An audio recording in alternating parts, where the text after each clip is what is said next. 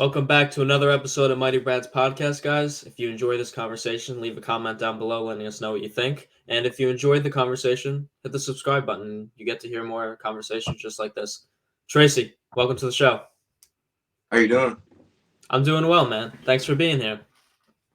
No problem. So, I wanted to ask you, how do you think people can start to work through the traumas that they have, whether it be childhood traumas, maybe something recently? How do you think people can work through them? That's a really good question. I feel like the most hardest part is first identifying your traumas because a lot of people have like things that trigger them or things that they subconsciously do or unconsciously do and they don't know why they do them. But I feel like you have to really like dig down and go to the root of what caused the trauma. And a lot of people aren't really capable of identifying like certain things that cause certain trauma. So I feel like, get into that root and like figuring out like why you do certain things and why you like have certain traumas. I feel like that's the best way to go about it is actually pinpointing where certain things started and going about it that way. Dude, I completely agree because I think a lot of us had this habit of just knowing in the back of our mind that we have a certain trauma or something that's affecting us that happened to us, whether it was yesterday or 10 years ago, and we're kind of like, yeah, I feel this way and I don't feel good about it, but let me just try to forget about it. Let me just shove it to the back and pretend it's not there, right? But, I'm sure you agree, but like what we don't realize is, just because you're shoving it to the back, it's only going to grow over time and become more potent and going to become worse. It's not going to fix anything. Right, right. And one thing that comes to mind is like, or at least for me, it's like um we get into this habit of like saying like, okay, I do certain things, but that's just the way I am. That's just the way I am. And we don't realize like that's the way you are because of like certain traumas. We kind of just ignore it because we feel like our personality is rooted in who we are right now instead of like getting to the root of what caused you to be this way. And we don't realize that we can actually change certain things that we subconsciously and unconsciously do just by going back and seeing like what caused us to be the way we are today. I really like that point you just made about like saying, "Oh, this is just how I am," right? We accept the way of living. Like if we're in suffering, if we're depressed, whatever it is, we just kind of accept it. It's like, all right, this is just how my life is gonna be. But like you just said, it's like what we don't realize is, things don't have to be that way forever. And yeah, it might take some time, it might take some inner work, it might take a lot of energy to work through those traumas and try to improve yourself. It might take the next week, it might take the next 5 years, right? But would you rather spend 5 years working on it so that you don't have to deal with it anymore? Or would you rather deal with it for the rest of your life? Right. And it's like just an example. It's the littlest thing that you don't even know. Like it could be like somebody who's like soft spoken or somebody who really like who doesn't really like to like talk around people and you really think like, okay, that's just who I am. But you have I've had some of those moments where I'm like, oh, okay, so like this is why I've always been like this. This is why I've always been like, a soft spoken person is because when I was very, very young, for example, this is just an example. Um, like when I was very, very young, um, when I used to speak up, people used to kind of like ignore me or make me feel stupid. So those little things you have to go back and see why you are like the person you are today. So you can see like how you can go about changing it. Act like forgive yourself and forgive like all of the things you had to go through to change because that's a really key thing in fixing some of your traumas is forgiving and identifying and putting the problem and the trauma at the forefront and actually like sitting with it. A lot of people don't actually like to look their traumas in the face, and actually like sit down with it and think about why their traumas are there. But I feel like that's really a key thing is being able to sit with it and accept it.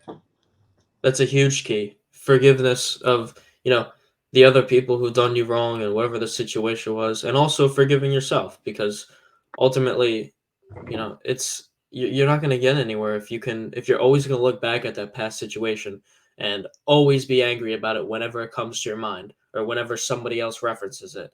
It's ultimately you're doing it for the peace of mind for yourself. I mean, like why do you want to keep looking back at that situation and constantly feel angry about it? Because like I mean, I don't want to feel angry, right? I don't want to go throughout my day feeling angry all the time. It's not a nice feeling, but I still believe I think a lot of the times we can get not that we like the negative emotions that we feel, but we get addicted to it. So like whether it's feeling sad or feeling angry, it's like once we're in that mode, it's like we kind of look for everything that's going to be in that, and then we start to see everything as feeding our anger and feeding our sadness, and we kind of get stuck in that.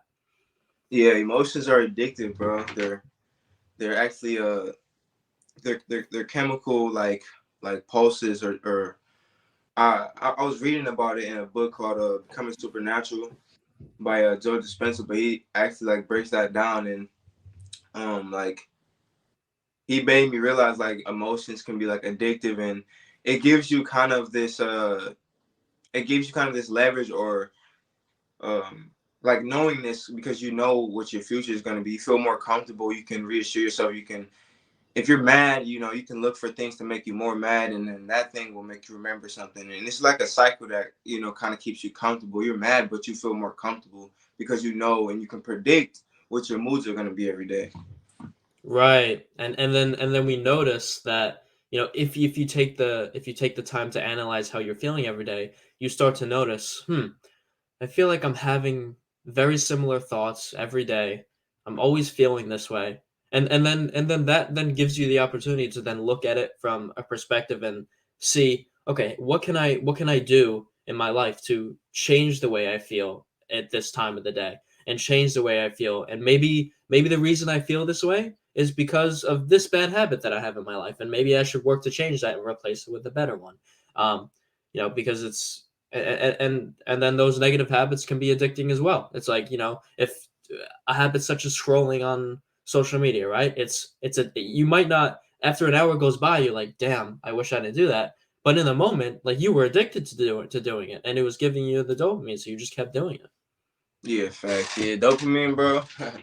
Dopamine is one hell of a drug, bro. And it's like looking back at myself, looking back at my past, and just obviously life is a journey, and it's like you start to like realize, but like on the path of like self growth, it's beautiful, but like you like realize like dang, like in my past I was really like you can see the growth, you can see like dang, that's wild. Some of the stuff that I used to like do, some of the things that I used to think, looking at certain memories, I'm like dang, like I used to eat like that. I used to eat certain things. That's crazy.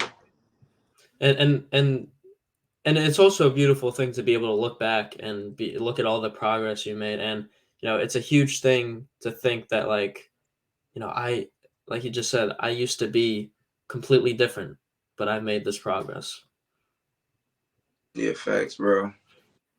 And so take me back a little bit. What was life like before you embarked on this journey? Uh, I wouldn't really say like what was life like? Like life, bro. Life is just it's like hmm. Some people say like they have like multiple different like stages of their lives. Like okay, this is when I had an awakening, or this is when my life changed. I agree with that, but like my life is more so like just like a book, like just going and changing like at once. So I feel like I'm still living in the same. Still the same person that I was in a sense since I've been born. I've still been seeing the world and thinking and still in the same body in a sense. So it's kind of like um throughout this journey, bro. It's just like every day I'm just evolving. Every day I'm learning. Every day I'm trying to get better and trying to really you know just study about myself, study about consciousness, study about um, anything that's gonna help me discover the meaning of life. And I feel like it's such a beautiful thing because there's never a point that you get to where you can stop. Like a success points is just constantly unwinding and unraveling things, and it's kind of unpredictable in a sense because it doesn't stop, it doesn't end. But it's beautiful at the same time. You know what I mean? Yeah, and yeah, it's one of those things like you just said. It's for the majority a never-ending journey. Once you start that first thing to make your life a little bit better, it's like your mind shifts in a way that you just can't stop looking to learn new things and to still grow because it's sometimes I know for me, I came from a place of not looking to before like I kind of embarked on this, not looking for ways to learn about life more and all these different concepts and learning about the meaning of life and stuff. So I never had that urge or any information to push me to do that. But now once I learned one thing, it's like, all right, now I just got to keep going and keep going. And you know, a lot of going back to a little bit we said before is, about the habits and stuff. A lot of who you become in your self-growth journey is a lot of the time unlearning. So it's a lot of unlearning the bad habits, unlearning the negative programs in your head, unlearning the negative self-talk, whatever it is, right? And so you're learning a lot and you're also learning within the unlearning. Yeah, fact. That's key. Unlearning is the most hardest thing on this journey because you're so programmed to like see life and see things in like a certain perspective, and you've been taught your whole life a certain thing, and they say like it takes 12 years to like successfully like program someone and instill whatever you want them to believe in their heads. It takes 12 years, and then after 12 years, like a lot of their core beliefs and core things that core ways that they see the world is kind of like stuck and ingrained in their head. So it's not definitely not an easy task, especially for me. I feel like it could have been my journey, it could have been so much different, because a lot of people, you know, I feel like that's the hardest part is unlearning and being open to like new philosophies, and putting on new goggles, and having new perspective on life, because when you see the world in a certain way, when you have certain core beliefs, not to knock anyone's beliefs, I respect everyone and everyone's beliefs, but when you have like a certain like belief on something like super strongly, I feel like it kind of like limits your lens and perspective of how you can view the world. You can only when you put on these goggles, um when you put on these goggles and you look at the world and you have certain beliefs, it's like kind of like it's blocking you from seeing this way and this way, because certain beliefs keep you from like seeing and having certain perspectives on things. So something that's super big with me is always having like an open perspective. No matter how hard that I believe in something, I always keep an open perspective, because I remember when in the beginning of my journey, I had a certain core beliefs, or certain things that I believed in and stood for, and they were able to get changed. So that right there is proof that no matter how hard that I believed in something, it has been able to be changed. So it's like I can never fully like have my vision to tunnel vision, because then it'll limit me to all of the perspectives and all of the ways that I can view and see this world. And it's kind of that kind of ties into like when you have something that's one dimensional, 2D, 3D, 4D. It's like we can only see a certain amount of the dimensions because of things that we've experienced and seen in life. And it's kind of like you once you I can relate this to like my journey. It's like once you are open your like perspective to life, you can start to see that fourth dimension. You can start seeing things in a 4D when you couldn't see things in a 4D, because you had that perspective on life. You start to see things in a 40 to 50 to 60. The more you actually open your mind, and the more you actually like take off these like perspectives restraining thoughts and beliefs, the more you will start to see more perspectives on life. Do you have like any specific examples that you can give on that? Um, Not any super specific, but I can give you an example of something that happened in my life. So basically,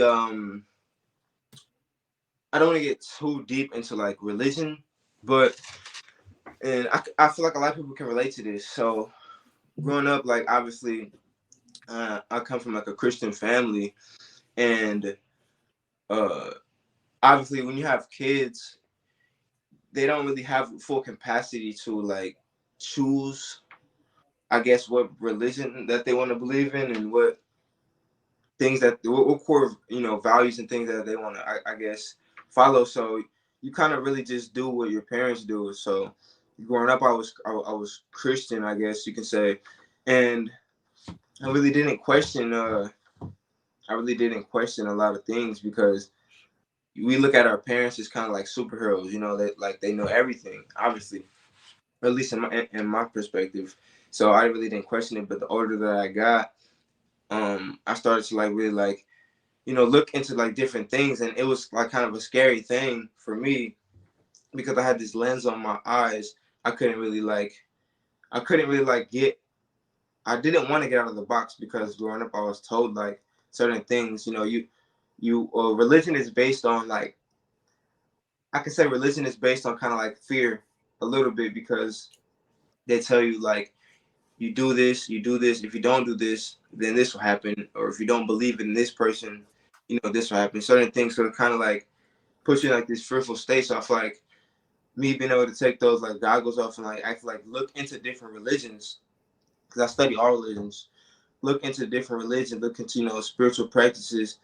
I started to like become like how I was saying, like 3D to 4D. I started to like see things on like a broader perspective once I started dipping and dabbing into different religions. Because let's say you're Muslim, you're only gonna see the world in a certain perspective. If you don't ever dig into a Christian person and a Muslim person, they're they're both gonna look at the world. They're gonna look at the same thing.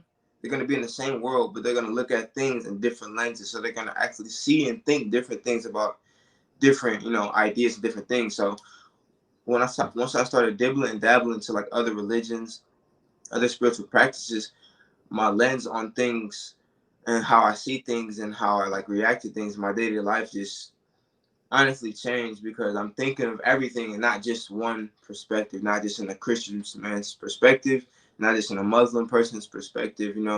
I started to see things on like a broader perspective, and that's kind of like, I guess you could say, my example of like my lens kind of opening.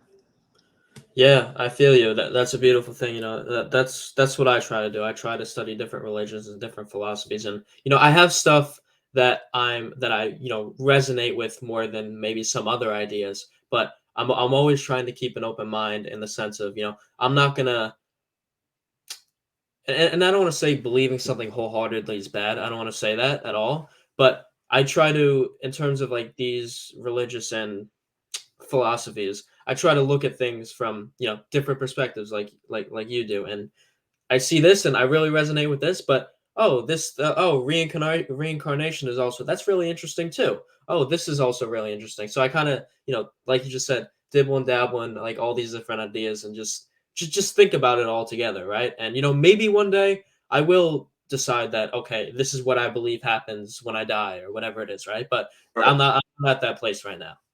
right. And I just feel like for me, like just being like young, because I'm 20 years old, just being like young or even 18 or 17 or whatever age, I feel like it's kind of like a big decision to like really like lock in and set your mind on, all right, this is what I believe. I feel like it's kind of dangerous sometimes when you it can be dangerous sometimes when you believe in something like too strongly because it does limit you and it can like kind of blind you to certain things and hold you back to seeing like certain things or even getting exposed to certain things because automatically it's going to be like anything that is doesn't resonate or is outside of that perspective or that spectrum of the things that you believe, it's gonna like kind of trigger you because that's kind of like how it was for me. Not so much now, but before I was more open-minded. Certain things that didn't resonate with my beliefs would kind of trigger me. As a someone who's like religious, when they have a conversation with somebody who's not religious, certain things that they say might trigger them. You know what I mean? Yeah. Because they're they're so locked into something. Their reality is being threatened, and their core beliefs are being threatened. So it's gonna, it's gonna trigger them. So yeah. I think, I'm friends with a bunch of people who are pretty religious, and I think the powerful thing about I think there's two types of people, and I'm going to use religion as an example, but this applies to everything in life. There's the people that fully believe in the religious idea and the full religion, right? And they get offended, and they don't like if anybody else believes something else, and they absolutely feel like they need to convince them of that. Of course, they're going to want to because they you know, fully believe that, but that's a little bit different on the spectrum. And then there's also the people who wholeheartedly believe in their religion, but they're also still willing to listen to other people and hear their beliefs, right? And not in the sense of like they believe they're religious, so they're not going to change their mind, right? But they're still interested in learning about new things and just seeing other people's perspectives. And so, a lot of the people that I know that are religious are pretty open-minded in the sense of they believe what they believe, but they're willing to listen to other perspectives. And I think with anything in life, being able to listen to other people and understand it's really key. Yeah, that is key. And it was something that was just in my head, but I think I might have lost it. But yeah, I came back. Okay, so I recall, like, I remember myself being kind of like that, and like on my journey when I would like learn new things, it was like so as like a religious person, like before, you kind of like want to push your religion or your way of thinking on people naturally. You just want people to think like you because it'll make it easier for you. It'll be less challenging, and less difficult to have a conversation with somebody, or just be friends with somebody if they believe the things that you believe. So naturally, you push like your thought process or the way you think on someone else. And on this journey, like I realized that like that that's really like not what I wanted to do, and I don't feel like that's like really like a good thing. Um, I don't feel like pushing your belief system on somebody is really like a good thing. And I found myself like in my journey of like self awareness and spiritual growth. I found myself like kind of like not pushing it on people, but like it's like when you feel so strongly about something, you kind of want other people to experience that, like that goodness too, or at least what I thought was goodness. So it's not that I was like forcing it on them, like in a bad way, and like that I wanted them to think like me, but like I kind of wanted to share that experience, like those new feelings and those new like thoughts that I kind of like had. It's kind of like a rebirth. I wanted to my friends or wanted like people that I know to experience that like rebirth so much that like I found myself like pushing certain ideas and philosophies on them, but I had to like really like recollect myself and realize like what the whole idea of like this whole self improvement and this whole spiritual awakening and all of this whole journey. I had to realize like that's not the point of it. That kind of like gets back into like religion, and like spirituality is not religion. And I feel like a lot of people nowadays are like kind of bringing like religious practices into like spirituality, and they're kind of like mixing in the two, when spirituality isn't about pushing like ideas and philosophies on people. It's kind of like your own journey, and I realize it's my own journey for a reason, and it's unique, and these feelings feel like this to me for a reason. So that person, no matter how hard I try to push certain ideas on them, they're not gonna ever feel this whole thing that I've been feeling, like lucid dreaming and astral projection and all of these different things that I've been through and went through. It's gonna be completely different for everyone that goes down their own spiritual journey. So it's for me, it's really, I found it really kind of like useless to try to you know push certain things to people, because it's gonna be different no matter what. It's gonna be different regardless. Yeah, I feel that because when I first started, getting into spirituality, that's exactly how I felt. My friends weren't into it, so I wanted to share that experience with them. I wanted them to, experience it too, and I wanted them to, get into the other self-improvement aspects too. And when not everyone, resonated with that, it was a little disheartening at first. But I think it's beautiful what you said about it being your own journey, and you get to a point where you're pretty confident enough in yourself and what you're doing in your life that you no longer, you get to that point where you no longer feel as though you need to convince other people. You're like, if I talk about it with someone and they resonate with it, that's great, right? But if I talk about it with someone just to talk about it and they don't feel that's all right as well. Like, right? You get to that point of feeling content um with the whole experience. And so you brought up lucid dreaming before. What's your experience with that?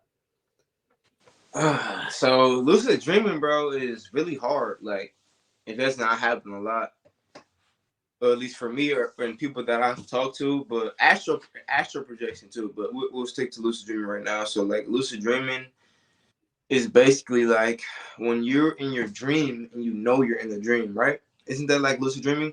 Yes. And you can control. You're conscious that you're in the dream. You're in the dream world, and you know that you're in the dream world, and you like, most of the time when you're dreaming, you're in the dream and you just wake up and you didn't realize in the dream that you were in the dream. So this is when you realize that you're in the dream. And this only happened to me, like I can probably count it on one hand how many times it's happened to me. But it's honestly like, how can I explain? There's like so many different ways I could explain this, but it's like you have no, for well, at least from my experience, it's like obviously you're in the dream world for one. So the physical world and the dream world are different. In the dream world, you can't really like physically hurt yourself, I guess, or like it's just different. It's different. It's different on a physical level, and you're aware of that. And mine wasn't really too long. They're like not really too long. It's really hard for me, but I feel like just the fact like knowing that you're in the dream and you have to like get to that lucid dreaming point is like was like good for me. You know, I, it's not that like I was in the lucid dream for a long time and I was like able to do things. Just getting to the point to where you're in the dream and you know that you're in the dream. Not a lot of people can actually get to that point. So it's kind of like, you know what I mean? Dude, 100%. I don't know. I haven't had that many experiences. I'd say maybe like five-ish. I don't remember all of them vividly, but I remember one time, and it's such a phenomenal and unexplainable experience. And I guess it's hard to explain to people who haven't experienced it. But like the first time I had it, at least I think, if I recall correctly, this was the first time. It's you're in a dream, but it feels completely like real life. Like I'm sitting here right now, I know I'm dreaming, but everything feels completely real, right? And and so and you can also a lot of the times do like superhuman things, right? So there was a time where I think it was the first time where I was in the street. I was in the street in my neighborhood, the other end of my neighborhood. I was walking in the street, and um, I said to myself, well, I'm dreaming right now, so why don't I just fly, right? So I start running, and then I'm like, all right, I'm gonna fly, and I jump up trying to fly, and it doesn't work. I try one more time, doesn't work. I take a second, and I think to myself, okay, I need to fully believe that when I pick up my feet off the ground and I jump, I will be able to fly. And so I took a few seconds and I sat there. I'm like, all right, I developed that within, I cultivated that within myself. And I was like, I fully believe I'm going to fly right now. I go one more time and I start flying, like literally flying, right? And and then, I flew to, I believe my ex girlfriend at the time, my girlfriend at the time, ex-girlfriend now, she was in the dream, and so like I just flew to her house and like talked to her or whatever. And it's like sometimes I think in lucid dreaming you can control what the situations are, but there's also sometimes where you can control yourself and the superhuman type aspects and be conscious of it, but the dream is also kind of like played out already. Like the people that are in the dream, the situations that are there, they're kind of just there, like it's already set in stone. You're just experiencing it as though it's kind of real life. So that one was an incredible experience to feel that. Right. Yeah, it's always different, and like I always just ask myself like why, like, and that's Liz. Humans, we always ask why. So I'm like just asking myself what is the I always look for meaning in everything. Like what was the meaning in this? Like even in religion, like what was the? I don't feel like things just happen for no reason. I feel like there's always a meaning in it. So I try to find meaning from like lucid dreaming and just regular dreams. And like my astral projection, this happened like right. This happened like at the very very beginning of my spiritual journey. And I guess you could say like, okay, this is when I had my first out of body experience. Um, and when you're getting into like new things, like obviously, like you don't really know if it's working. When you're kind of doing like even part of religious people can relate to this. Like you pray to God or you're practicing religious or spiritual beliefs, and you don't know if it's working. You're talking to God, but you can't hear him. Some people say that that they talk to God but they can't hear him. And I'm like practicing spiritual things. I'm trying to meditate. I'm trying to quiet my thoughts. I'm trying to do things, but I don't know if it's working. No, I don't know if it's working. I'm just getting into spirituality. But then I had a dream. I'm like, before I went to sleep, I was trying to astral project, and that's basically when you leave your body, spirit, like your spirit leaves your body, and you're like in.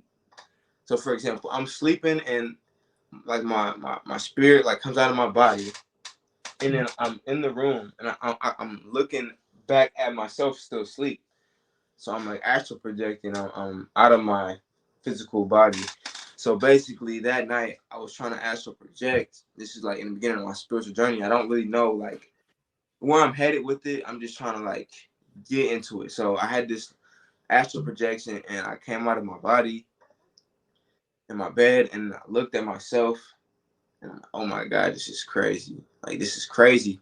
I'm seeing my hands, like, it's kind of like see through. I'm like going through my house slowly. I'm like, I don't really know what to do. And then I come back. I wake up from the dream, from the astral projection. And that was like my first, like, out of body experience. And I guess I can say, like, that's when I, like, knew, like, something was real about it, like when people pray to God and they can't hear God, and then like they finally hear like that voice or like they finally see that sign, they're like, okay, now like I know something's real, I know something's up. Like that's when I knew like, okay, like this is real, this is legit. Dude, that's a crazy experience. And it's like, and I try to question, it's like why do I, like, for you, you might think, oh, why am I experiencing some astral projection things, but some other people might not experience anything ever like that ever. And I sometimes think, why do some people never lucid dream? And I think a lot of the time, like, intention comes with it. Like the times where I was lucid, it's like those were the times where I was actually researching, okay, what's lucid dreaming about, how can I do it, blah blah blah, this and that. And so it was like kind of present in my mind. So then I guess it was more likely to happen. And right. So could you say, would you say that like for an example, like when you think about like certain things, when you get a new car, you always see that car, you see that same, Mm, like, so could you say that like once you like think about things, you have your intentions or certain things, like they like you kind of basically like create your own reality because you putting your intentions on something and it's happening. Couldn't you say like you basically like create your own reality? exactly. The you saying that made me think of one thing. When I was first getting into like spirituality, I was like learning about like manifestation type stuff, and it's like I was like, oh, let me just I don't remember what type of it was, a penny, it was a quarter, whatever it was, but I was like, okay, I want to just I want to see um a lot of pennies or quarters or whatever it is, right? And so over like the next month, there were multiple times where it's just I'd be doing the most random thing, and in a place you wouldn't expect, I see it, right? And so it's like, is that because I manifested it, or is it because I'm just more, since I'm thinking about it, I'm more my brain is more likely to pick up on it, right? Like, so like I was just walking with my friend in the street on a main road, and I was looking at him and looking up, the entire conversation. And the one time I decide to look down, I see it there, right? So it's stuff like that. Yeah, I agree with that, and like that makes me remember like when someone asks me like about like like beliefs in general, like beliefs, and I'm just like telling them, like, bro, like you give power to whatever you believe in, like you give power to it, because you can have like a spiritual person, a religious person, you can have a Muslim person, a Christian person, you know, you know, any person, and things are gonna happen to them. The same thing can happen to all three of them, and they will say it was because of different things. You know what I mean? Like, oh, it was because of Jesus Christ. Oh, it was because of Allah. You know what I mean? Like the same thing happened, but you give power to whatever you believe in. You know what I mean? So like that was one thing that made me realize like it's not really more so about who you believe in or what religion it is, because you're gonna give power to whatever you believe in. And like someone was talking to me about like, okay, like, well, how does that explain like how this happened? So that means God must be real. And I was telling him like, okay, so if that same thing happened to someone else and they didn't believe in God, and if they didn't believe in God, they wouldn't think that that was because of God. It's only because you think that God's real, that that lens on your eyes is going to tell you that that was because of God, or this person is Muslim, or they're going to say, okay, that was because of Allah. You know what I mean? Yeah. Yeah. And I've heard about, a bunch of people who have experienced like some people have like near death experiences, right? And they're like, "Oh, I saw God," or I saw hell," or "I saw whatever you believe in," right? And so I think to myself, did they actually experience that? And maybe they did, right? Maybe that was real. Or is it just your mind projecting that because that's what you believe, right? You just there's no measurement to determine which one it is. Right, right. Because if I have a dream and you have a dream, or you believe in something and I believe in something, you're still seeing something. I'm still seeing something. So what is the fine line saying that what you seeing is real and the truth versus what I'm saying is real and is the truth? I'm Christian and I say I seen Jesus in my dream. He's real. And you say you seen someone else in your dream and they're real. What is making what you think real versus what they think real? You know what I mean? Exactly. And that's one of the concepts that messes with your mind if you're someone who like believes in something wholeheartedly. It's like, but I think that's something also like most people don't even like think about, right? So like you wholeheartedly believe something. So you're not thinking, oh, am I only seeing this because it's my mind, right? People are usually like, oh, I'm seeing it because this person's real or this situation is real, right? But yeah, it's one of those crazy phenomenons that you can't measure or really explain. Yeah. It's like what it's like what's real versus what's fake, and it's like it makes you it really makes you like question like reality, like what's real, like what is fake, because what's to say that when we dream that is real, and when we quote unquote wake up like this is the dream, what would distinguish those two, you know what I mean? Exactly. I love the movie The Matrix as a whole. I absolutely love. I don't know if you've seen it, but the scene where Neo is taken into, the program in like the white space with the chair, right? And Right. Morpheus is guiding him and Neo's like, "Is any of this real?" And Morpheus looks at him and he's like, "How do you determine real?" It's like, is real just, the mind signals going throughout your body, allowing you to move and allowing you to hear and allowing you to feel? Is that real? Or is it something else?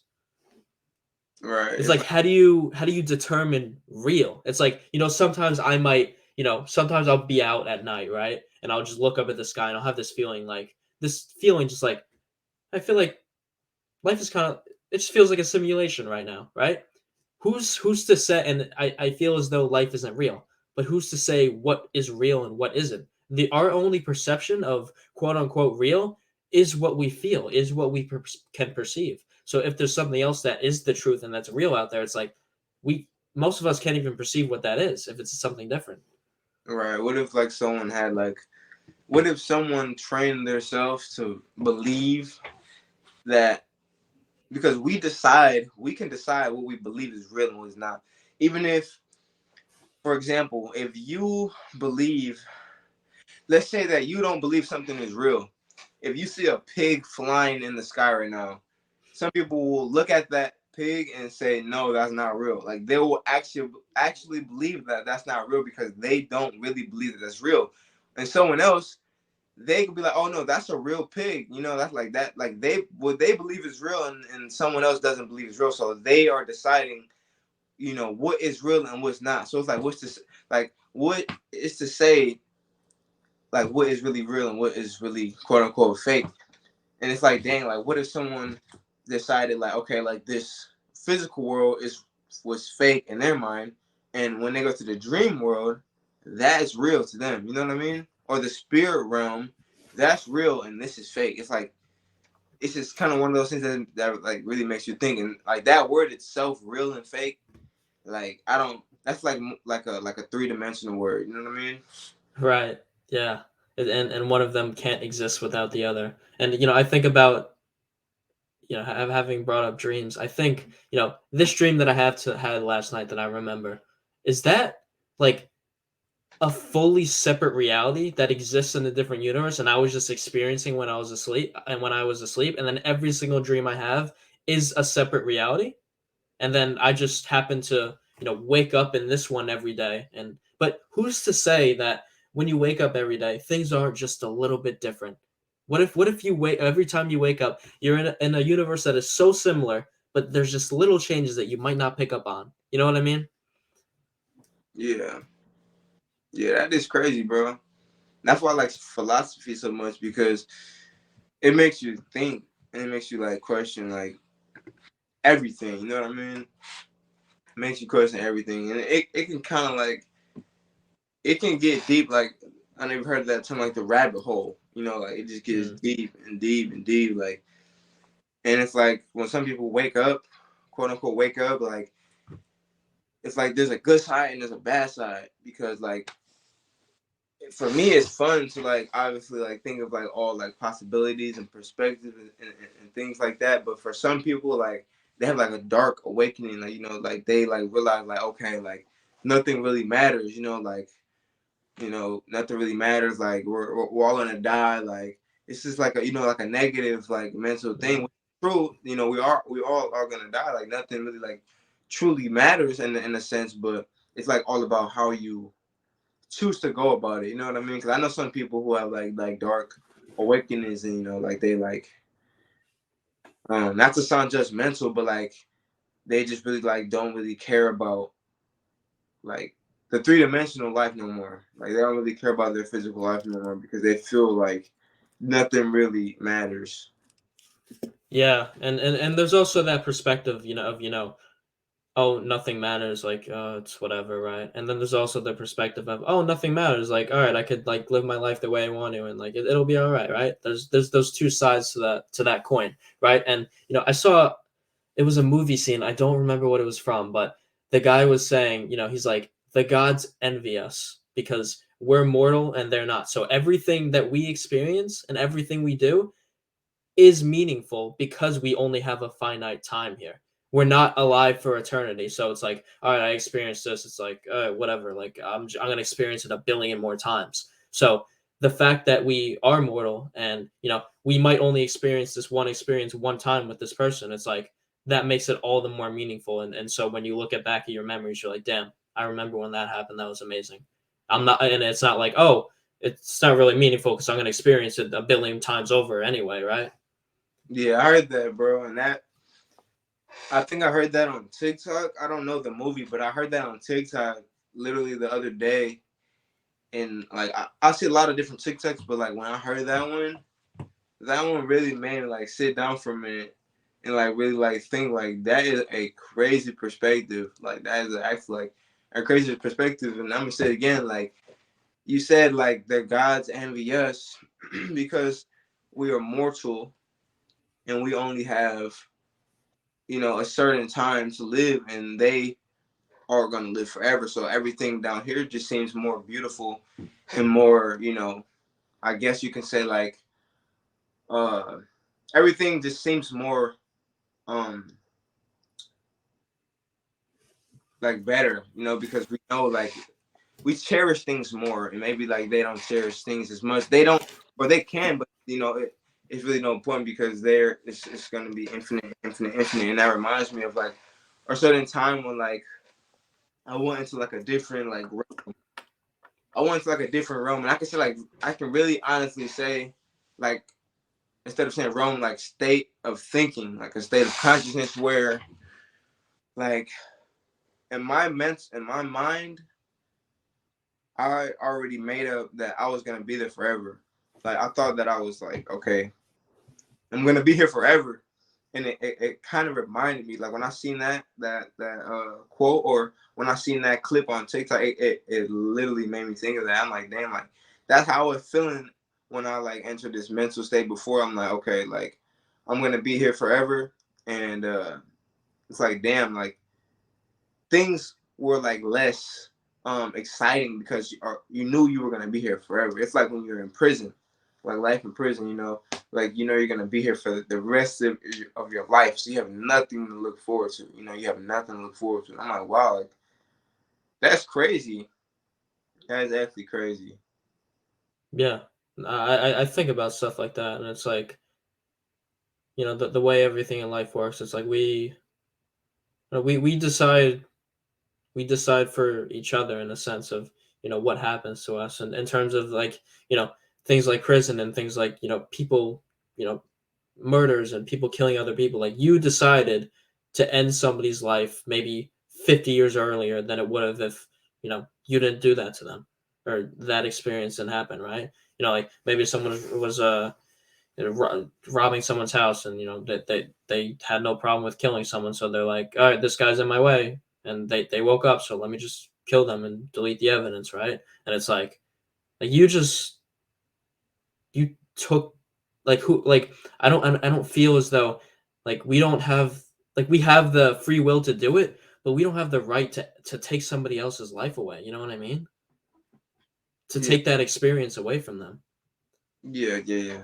And it's like it kind of makes me think of like when like someone asks me like, okay, like, well, is there like right and is there wrong? And I'm like, well, some people will say that like everything happens is for a reason, and there's really no such thing as right or wrong. And that's just one of those things that I still think about to this day, because if you think about like just natural selection, you think about animals like killing each other. It's like, okay, was the lion wrong for killing the zebra, but the lion had to eat? You know what I mean? Like Yeah. is the lion evil because he took the life of or is it that just is, or is it just is? You know what I mean? It kind of makes you think like is there such thing as right or wrong, or is everything just is? You know what I mean? Yeah, I've thought about that, that exact topic of, is it, like, is right and wrong just our perception? Like, Yeah, if we weren't, I wonder if we weren't ever taught, right from wrong, or what we perceive as right or wrong from when we were growing up. It's like, somebody, I feel as though like some of the people that do like horrible things, like they just, like, they don't have the same perception of that when they do it. So like if they kill someone or they do something horrible, they don't think to themselves, or even might not even have that guilt of like, oh, like, all right, I just killed someone. It's like it's not really a big deal, right? But like for someone like us, if we accidentally killed someone, it's like that would be the biggest deal in the world. We would probably basically never let go of that, right? And so, and then there's also like, all right, if somebody doesn't know right from wrong, or and is fine with doing horrible acts, it's like they have a mental disorder, and maybe they do, but like I also think, is it just that their reality is different than ours? yeah, like maybe, yeah, that is true. It's like, do animals feel guilt? You know what I mean? Or do they live in that state of, okay, like everything just is? Because I know some animals, you can see like animals that, like, grieve when they're like lose like a child, but some animals like I've seen videos like we obviously don't actually know like the emotions of animals, but like I've seen videos where, like, you know, animals like son or baby will die and like it'll just go on. You know what I mean? Maybe Yeah. they don't have like a perception of right or wrong. Maybe like that's just it just happened. You know what I mean? Like they have no feelings. They have no perception of right or wrong. Like, and maybe it could be like that. Who knows? Yeah. And it's like, and then and then it leads you to ask, dive further and further into the rabbit hole of it's like, why would other animals and other beings have that experience that's so much different than ours? Like we can confidently say that we believe we're the most conscious beings that there are, right? In terms of human science and stuff like that. In terms of the spiritual stuff and other realms, it's like who knows, right? There might be beings that are so far above us that we can't even perceive. Um, but in terms of like our reality of what we can perceive with our senses, it's like, we seem to be the most conscious and aware of what we're doing and why we're doing it, or at least have the ability to see as to why we're doing it. But it's like, it's like it seems as though from our perspective that, something like a dog is just like they just do what they do of just like purely based on like their psychological and like biological beliefs and wiring. And it's not like they don't like consciously develop their beliefs and change their beliefs like we can. It's just like they just they just do it to do it. Yeah, I feel like that's one of those things where like it could honestly be like a gift and a curse. Cause it's like humans do have the capacity to like actually be like self-aware and like notice that they have bodies, and that's what separates us from like a lot of different species and animals is we are like conscious of our own selves. Like we know that we have an avatar. We know that we have a body. We're not just like eyes looking out the world and just seeing like experiencing the world. We're not just experiencing the world just as like, you know, just an experience. We're experiencing it and also knowing that we are a person. So it's kind of different. I feel like I said that could be a gift and a curse because like that's what like, you know, people overthinking, like they put themselves through mental hell because they're conscious and they know they have a body and they kind of like you know, put themselves in a state of um like torment. You know what I mean? Whereas like maybe other animals, because they aren't conscious of themselves, you could possibly say that maybe they live a more peaceful life because they aren't constantly like asking themselves these questions every single day. They're more so just like living. Yeah, and yeah, that's some of the downfalls. It's like that's why you know I might be insecure about about something about myself, and someone might be insecure about the way they look or the way they talk. It's like animals, they don't I don't think they perceive that, and they're like, oh, I'm worried about um what Jimmy's gonna think of me if I say this, right? And I'm sure there's degrees of like communication between them of like like respect and tears and stuff like that of like, all right, like I'm not gonna try and kill like my father or something like that, right? But it's like they're not worried about things as much as we are, and overthinking the little things. It's like it seems as though they just like you said, they see the world as we do, but they're just experiencing it. They're not nitpicking at every little thing. And also something else that I've heard about, like I don't know what spiritual teacher or philosopher it was, but they were talking about how, there's so much stuff even of what we can perceive. There's so much stuff going on within ourselves and in the outer world that we can't even perceive, that we don't, for as much as we overthink and worry about things, we don't even know enough about what's going on to worry that much. Because if we could perceive and see everything as it is, that would make our overthinking 100 times more, because there's so many things that you can't even perceive. And there's a lot of like things that we were blessed with. It's like there's so many things in our body that are allowing us to live and process, that we're not conscious of. Like I don't have to make my heart beat. I don't have to consciously breathe, right? I can consciously breathe and get to different states of consciousness and stuff. But in terms of like your heart and like you know the blood flowing throughout your body. It's like, I'm blessed to not have to feel and experience every single little thing, right? And so in a way we're blessed to, experience all this. And of course we feel pain and sometimes things are wrong with the body. But overall speaking, if you're a healthy individual, it's like, you can I think it's important to feel grateful that you can go throughout most of your days and just like, you can experience life without, being in an immense pain or having to experience every little thing. You know what I mean? Right. Yeah, that is key, and I've learned like from a lot of different philosophers. Um, have you ever read The Alchemist? Yes, I have. The Alchemist, The Power of Now. I think that's Eckhart Tolle. Eckhart Tolle. Joe Dispenza. I have a few books over here that I read. Alan Watts. Like a common theme is like I guess even in like Buddhist, like when they like, or monks, like when they try to get to that stage of like spiritual enlightenment, or spiritual enlightenment, like that, their idea of spiritual enlightenment is actually, like, I guess you can say, living in the moment and not act like overwhelming your mind and thinking about like all of these things and worrying, and actually like being conscious. I guess you can say it's kind of like being unconscious. They want to be unconscious and not have to worry about so many other things. They want to get to a state where, like, I feel like their mind is at rest. They're at peace because their mind isn't constantly working. And that's like one of the things, because there's several different types of meditation.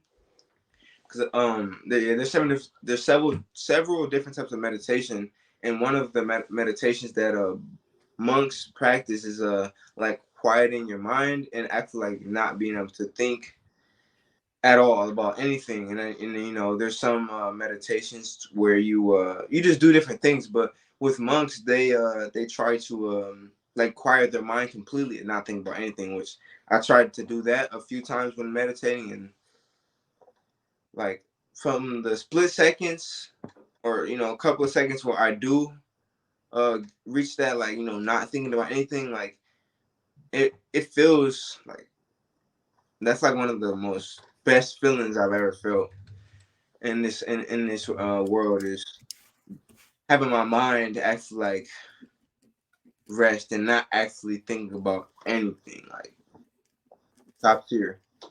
Yeah, and and when you were talking about the enlightenment aspect, it's like I I don't think it's like going to be exactly like animals, but it's kind of like we're also envying the animals in the sense of, the animals aren't insecure about this and have to deal with this. So it's like we're like trying to get to that state of not having to think all the time, right? So, that just goes along with, the blessing and the curse again. Yeah. Yeah, it's just one of those things that I honestly think about, but I feel like it's like humans were blessed, you can say, with the ability of consciousness. So it's like it's good to like do those practices for like relax the mind. But I feel like it's like a duality thing, like a duality thing. Like I feel like we were meant to use our consciousness for good, but I feel like oftentimes we use our consciousness to kind of like put ourselves through like a mental enslavement or mental exhaustion, when we really need to use our consciousness for things, better than that. Right. Tracy, really appreciate you coming on today. It's been a great conversation. Appreciate it, bro. It was nice. Where can people check you out? I have Instagram. You can follow me on Instagram at SZHIMUPTRAY. That's my username. And TikTok is Trey Holbrook, TrayHolbrook. I think it's platforms: TikTok, Instagram, and I also have a clothing line. You can find the link to my clothing line in my Instagram bio or my TikTok bio. All right. We'll catch you guys in the next one. Peace. Yeah.